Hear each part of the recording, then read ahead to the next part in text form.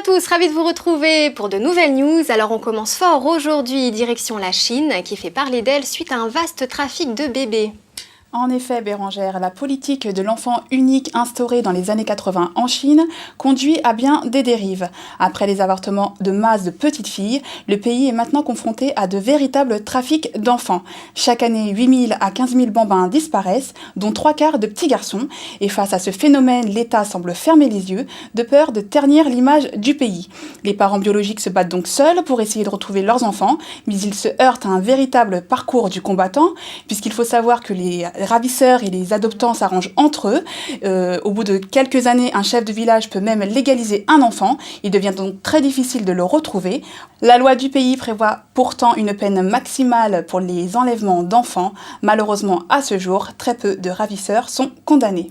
Merci Elodie. On enchaîne avec un peu plus de légèreté pour parler de Gulliland, le premier jeu d'aventure en 3D 100% sécurisé.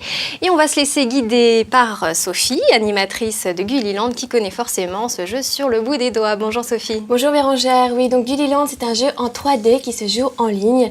C'est un jeu qui s'adresse aux enfants de 5 à 10 ans. C'est un jeu entièrement sécurisé et non violent.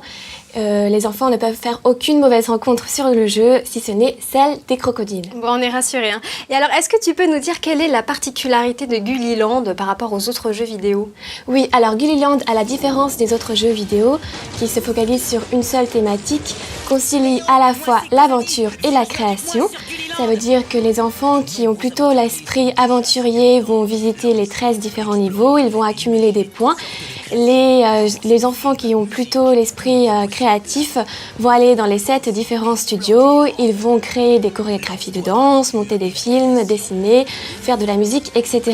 Un autre point important, c'est l'interaction avec Gulli.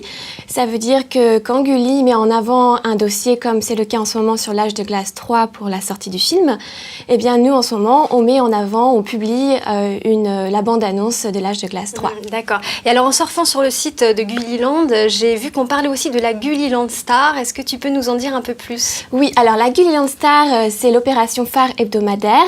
L'enfant qui envoie la plus belle création trouvera son avatar érigé au centre de la place des étoiles, qui est un niveau du jeu.